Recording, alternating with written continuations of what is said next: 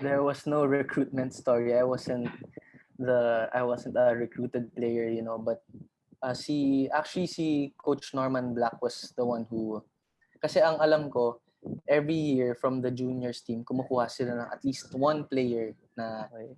not necessarily ila-line up sa team A, but give them, a A shot. chance to, Yeah. give them a chance to work out with the team, see if aabot ba sila. So, yun, very thankful also kay Coach Norman Black kasi I was his last recruit technically kasi the year after ng 5-peat, yun yung umalis ni si Coach Norman. Pero Nag-PBA. yeah, nag-PBA siya. Okay. Pero binilan pa niya ako dun sa management na, this is the guy na I want to get from the juniors team. So very, very thankful for him for that.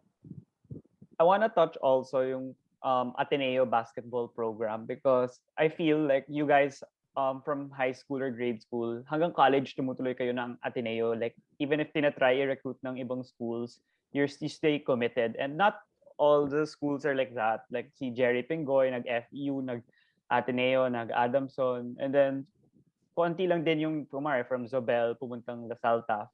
It's not really a normal thing. So what does Ateneo do, or what's their secret, if whatever you can say, or what do you think in your opinion, and why the players really they're molded really well, like even the Nieto twins and Aaron, yeah, all those players.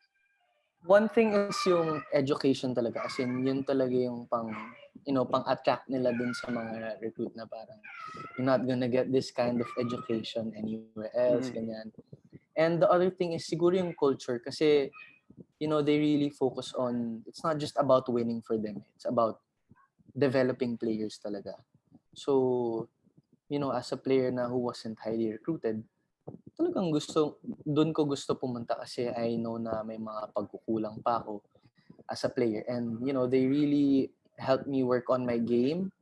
And it's the sense of being a professional, even if, technically you're still amateurs, diba? But, being a professional isn't just a title. It's really how you carry yourself na parang, in practice, you don't come to practice 5 minutes before, diba? You're there na right before, you do your extra work, mag-weights ka, mag-shooting ka. Yeah. Yung mga simpleng bagay lang na ganun. And of course, how you carry yourself on the court, and more especially off the court. Kasi, you don't just represent yourself. Syempre, you represent Ateneo, you represent the alumni, everyone. So I think that was the main thing that attracts other students to go to Ateneo. How about from your perspective? Kasi syempre nga from Coach Norman, nag-iiba naman ng coaching staff. Like before Coach Tab, nagka-Coach Sandy pa, Coach Bo, ganun. Mm-hmm. So how do you think they still do the players still stick to it? Even, or how do the coaches also impart it to the players na tuloy-tuloy pa rin? Or yun na yun, yung education na yun, and the off-the-court stuff? Yeah, I think it's more of that talaga. Tsaka yung samahan din eh. Kasi iba din yung samahan sa Ateneo. Parang, sometimes you're teammates with one guy for just a year or 2 years. But, habang buhay na yun eh, parang connections mo na yun for the rest of your life. And, they really make sure na yung samahan and yung camaraderie is there. Like, during team buildings, talagang, we don't just have fun and do whatever we want. As in, we have activities, try to get to know each other, try to work on yung chemistry namin off the court, ganun. Kasi at the end of the day, it's still lalabas pa rin yun sa court, di ba? Yeah. How about before we go to the basketball part, like your playing years in the college division, how about the Ateneo education? Like, what course did you finish in Ateneo? Interdisciplinary studies ako. And yung track ko was common management. Okay.